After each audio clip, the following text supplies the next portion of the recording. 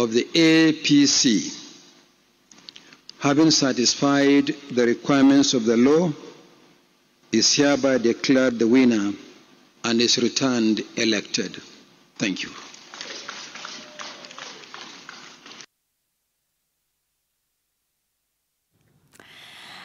Gentlemen, good evening and welcome. Welcome as well to you. For tonight, Abraham Rugo, you will be a gangster. You can put on your economist hat when you get back tomorrow. Thank you so much for joining us on The Gang tonight. We will get to matters of the economy in just a minute, but let's first talk about what is possibly Africa's biggest economy this week. And, you know, there it was. What an election. Interestingly, in Africa's, most populous nation, Gachuri, I'll start with you.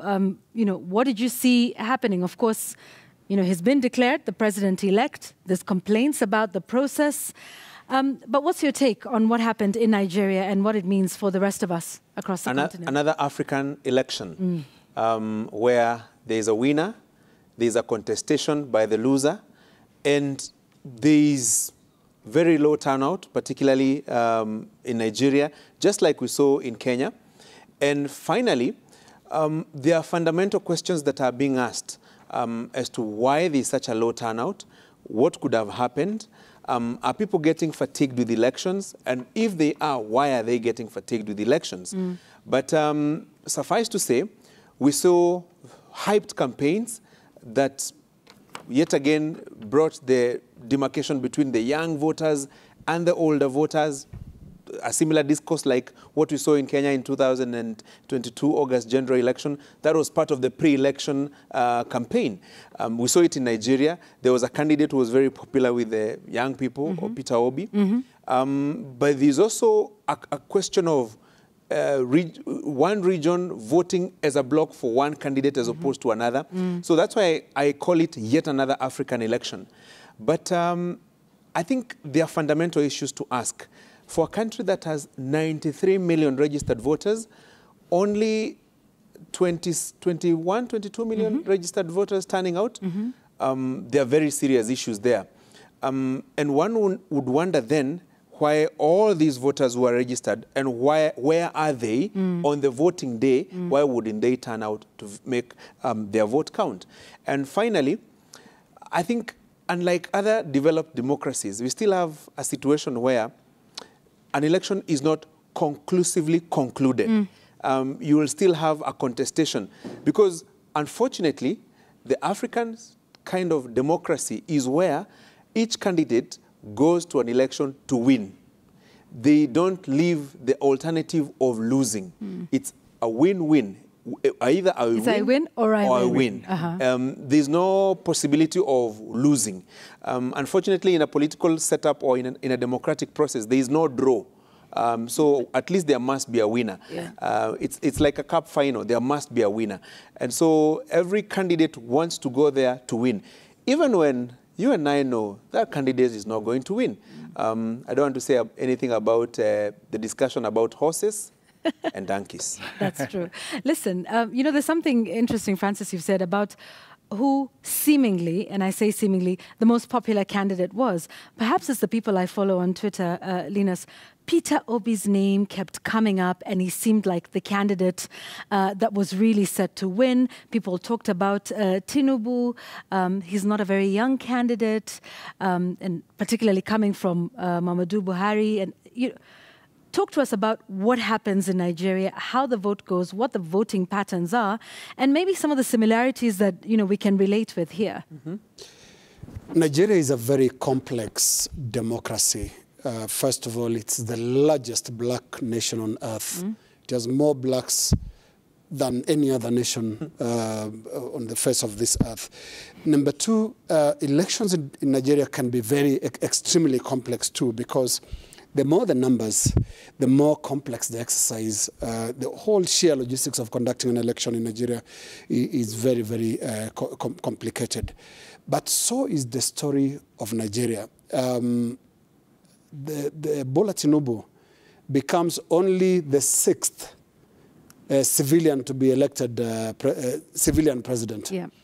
And by the way, by civilian, we don't mean strictly that, because the man he's replacing is now serving as a civilian head of state.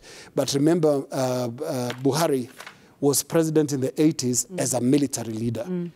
And the military in Nigeria plays a very key role, and used to play a very key role in Nigerian politics. I still think it still does, because there are a number of very influential retired former military officers who play a strong role in the background. You know, you have the likes of Abubakar Abdusalami, who was president, the first one to hand over to a civilian administration. He got and remember, the civilian administration he handed over to was led by Olusegun Obasanjo, who himself was a military president in the 70s. Yeah. Nigeria is very complex. So compared with Kenya, we are talking of the fifth. This to them is the sixth. The first time they had civilian presidents, first they started with Abubakar Tafawa Balewa, Prime Minister, 60 to 63 as Prime Minister. Then Dr. Nnamdi Azikiwe took for another 3 years. He was overthrown in a military coup. Then the military held power all the way to 1978-79, when Olusegun Obasanjo then decided we should give this back to civilians. And then very briefly, there was a civilian president called Shehu Shagari. Shehu Shagari stayed there for a few years, and he was overthrown by the current president, that is Muhammadu Buhari. And what is his beef with the civilian administration? Lack of discipline, corruption. And there's something interesting about President Buhari the first, when he was president in uniform. There was this minister in the administration of Shehu Shagari who ran to the UK, and he was accused of corruption. You know what Buhari did? He tried to smuggle him in as cargo. He was actually packed in a crate, and in Gatwick Airport, some airport workers discovered that this cannot be this cannot be There's cargo. more here than we think. Yeah, this is a human being. Right. But Buhari, the first, really hated indiscipline, and he tried to go for that. Unfortunately, in Nigerian politics, also in the military, if you overshoot the runway, you pay the price.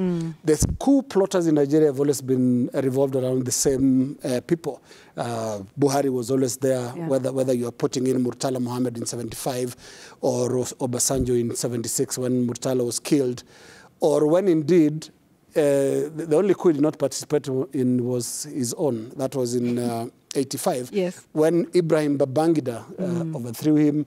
And then Babangida, who was a very good friend of Kenya, by the way, he came here when we were young, and we remember him going to the Masai Mara, good friend of Moi, a very charismatic fellow who then decided, I'm going to hand over back to the civilians.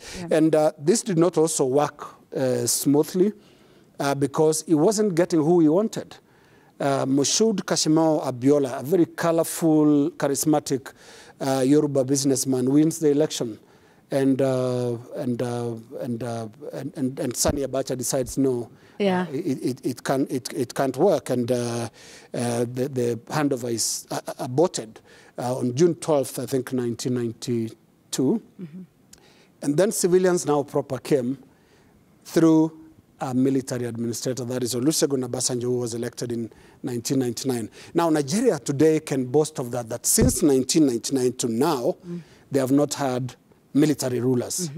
Well, they might have been in uniform before, two of them, but now they are elected leaders. And so comes Bola Tinubu. What is his background? He had a good record as the governor of Lagos. And if you've been to Lagos, Lagos is complicated. Whether you're talking of traffic or... it's one of the most unattractive places. Was actually, because now Bola Tinubu, between 1999 and 2007, did a good job of restoring sanity in Lagos, and that gave him the name that actually made his presidential possibilities, basically possible. And here he is today, president-elect. He'll be sworn in on the 29th of May. For some reason, Nigeria, since 1999, decided that May 29th, whichever day of the week that'll be, is the day a new president is sworn in. And Bola Tinubu it is going to be. One final point, you spoke of Peter Obi. Yeah.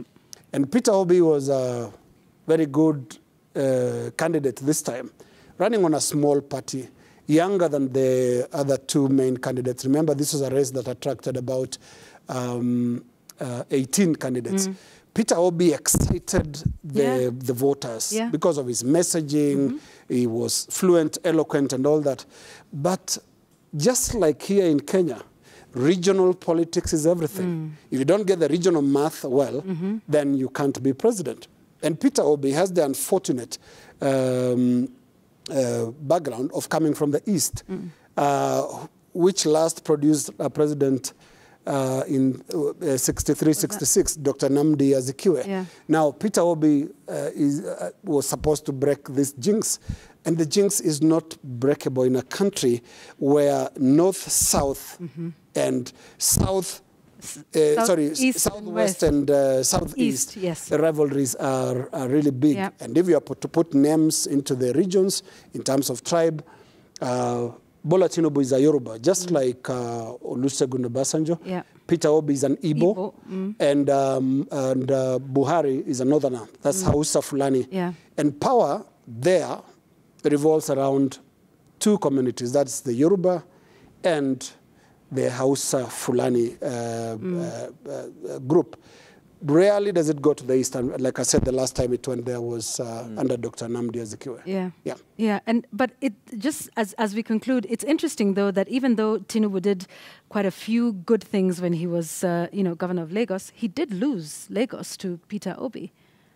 Yes, because this is an urban. So that says something about Peter and the way he was able to, galvanize the youth vote, the urban voters. Typical of the voting patterns in urban areas. Yeah.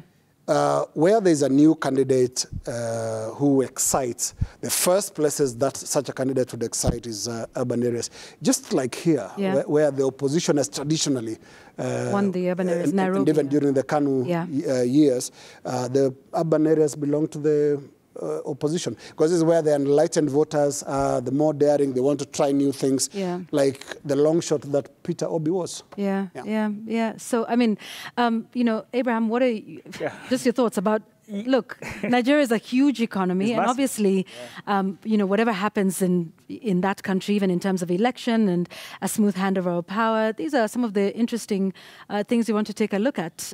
Nigeria, South Africa, and Kenya are the pillars of Africa's economy in general. Your thoughts around what's just happened over the last few days?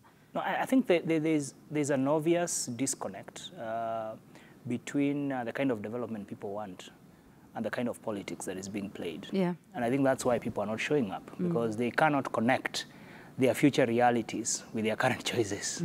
It's almost that attitude of, it doesn't matter, and any time, I have friends there, the attitude is, the sooner I can get out of Nigeria, the better. There are more Nigerians outside Nigeria, so it's said, than inside Nigeria. So that tells you just how much, even Nairobi alone is a fair population. So for me, I think that disconnect is a concerning thing, and you are seeing that happening almost across the world. Voter turnout is going down and down, but that one was troubling. 20% voter turnout.